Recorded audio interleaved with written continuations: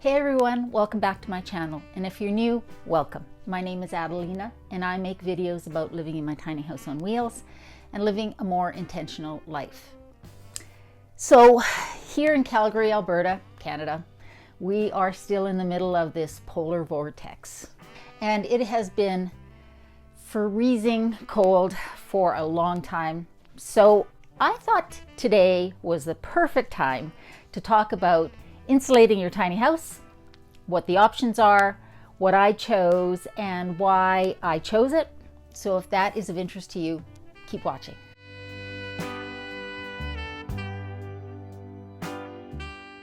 Okay, so the first thing we need to talk about is what do you need to take into consideration when choosing insulation for your tiny house.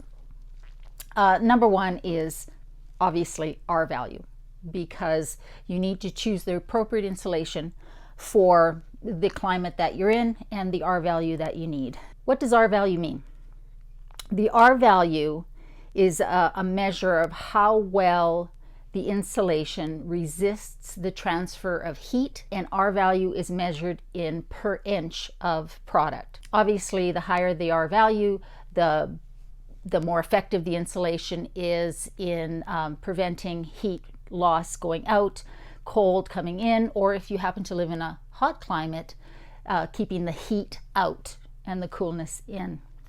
So obviously R value is very important when choosing your type of insulation. The next thing to take into consideration is the ease of installation. If you're building your tiny house yourself and you're planning to install the insulation yourself, you're going to want to choose something that's DIY friendly, something that is easy for a person to do themselves.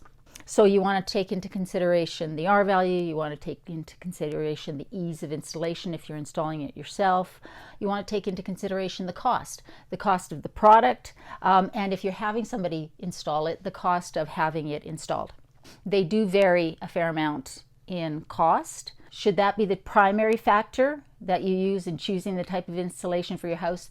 I would say no.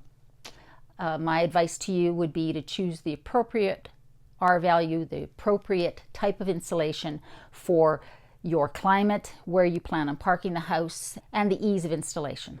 Another thing that a lot of people take into mind is the type of product and how it could potentially affect your health living in the tiny house. I did talk to someone who has allergies to basically, well, so many things in the environment, certainly chemicals and strong scents and things like that. For somebody like her, the material that the insulation is made out of and the potential impact to her health living in the home is going to be at the very top of her list. Okay, let's talk about the types of insulation, the standard types of insulation that are the most common today, especially in North America, and I would expect in Europe and other countries as well.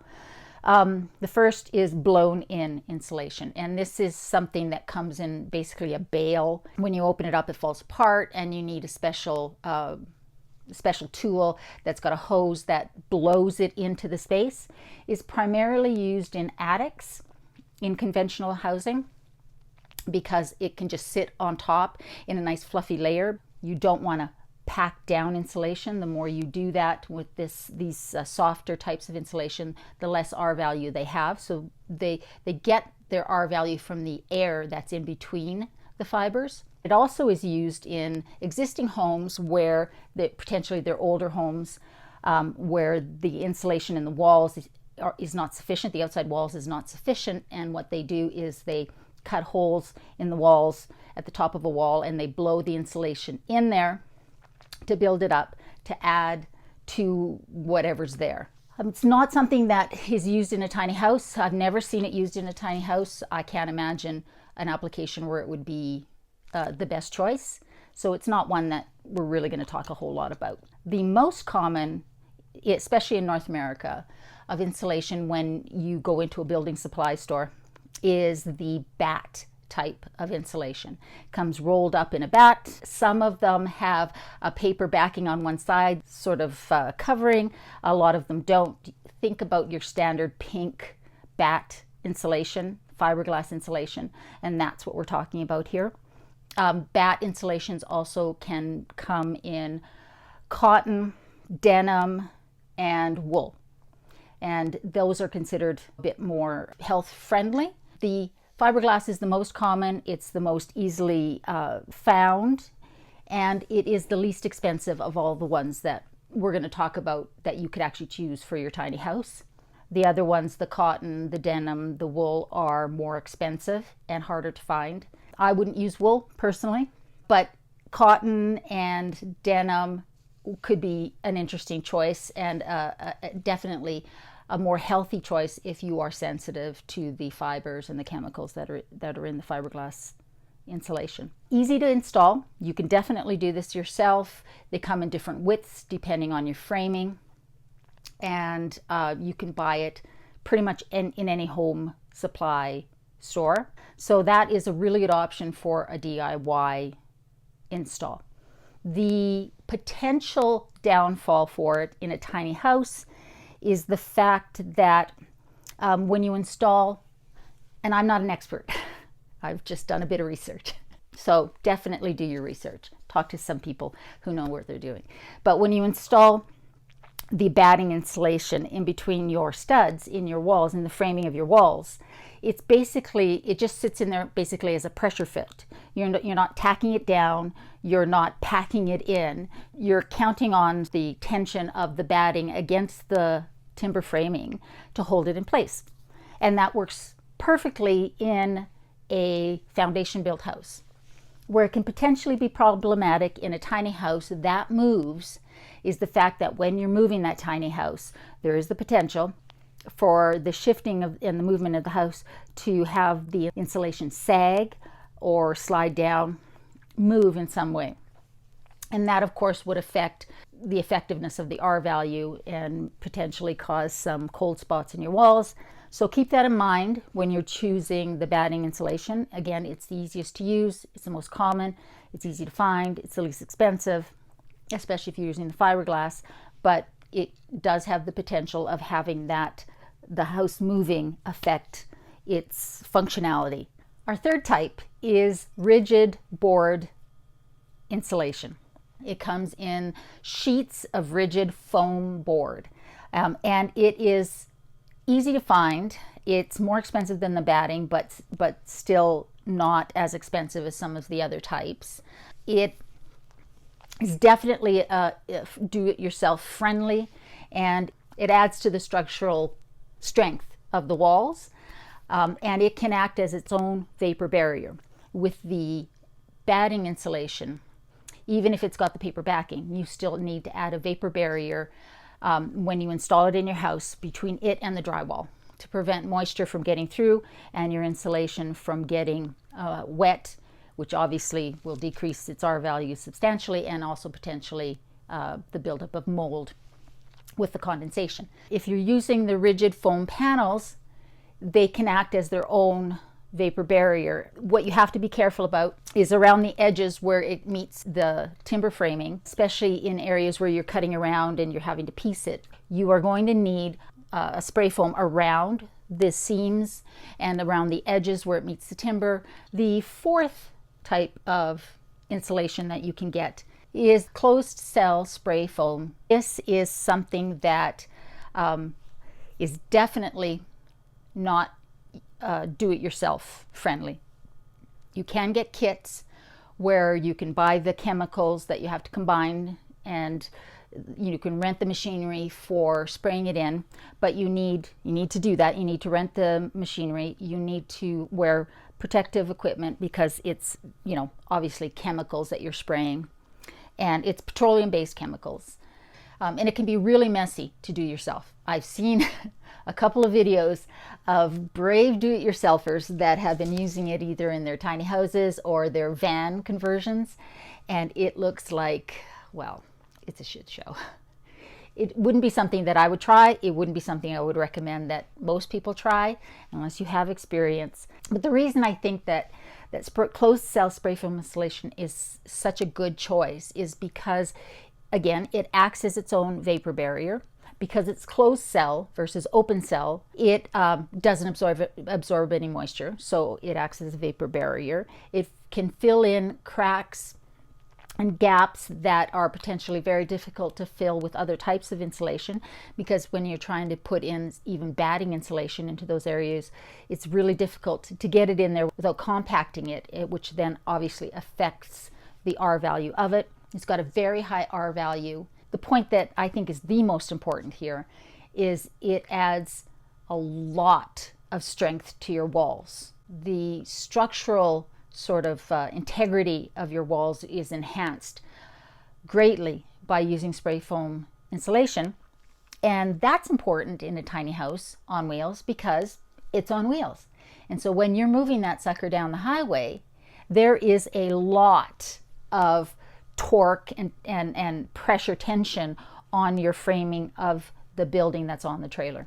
I've heard it likened to being in a hurricane force winds when you're taking your tiny house down the highway. Anything that you can do that adds to that structure, that strength, is really important. Yes, it's chemical. It's petroleum-based chemical. And there is some off-gassing after it's installed. If you're super sensitive to that, that might be a problem. It is more expensive because you have to have somebody come and do it. But that is worth every cent to have a professional do it so that it looks good, it's done properly, and your house has extra strength. The fifth and the last one that I'm going to talk about in this video are structurally insulated panels, SIPs. And these are fairly new, and they are used in construction of foundation built houses a fair amount nowadays. What they are is basically a sandwich of two OSB sheets and the foam insulation in between, oriented strand board sheets. They basically are your wall. You can also get them with, I think, plastic on one side or the other. You can get them custom ordered to exact dimensions, so you basically just put them together when you get them. But they have to be custom ordered. They are quite expensive. And as far as I know, there are not a lot of builders, tiny house builders, that use them.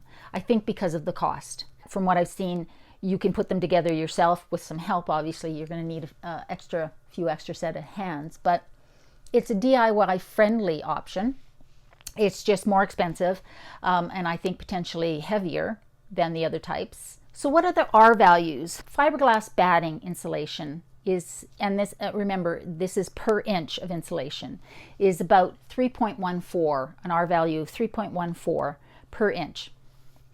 If you choose one of the other types of batting, the denim or the cotton or the wool, if you're going to use that, that's usually a little bit higher. They're about a 3.5 R value. Keep in mind that when you're using batting, you're going to need a vapor barrier, so there's that extra step. Next, we have the foam board insulation, and that is usually an R value of 5, better than the batting. You don't have to worry about any settling when it comes to that. It adds a little bit of rigidity, a little bit of extra strength to your walls. But you do have to fill in the cracks where the foam meets the timbers and where there are any gaps with spray foam. But you don't need a vapor barrier. And then closed cell spray foam insulation. That usually has an R value of 6.5, which is excellent. One of the nice things about using a spray foam is that it doesn't take up a lot of space.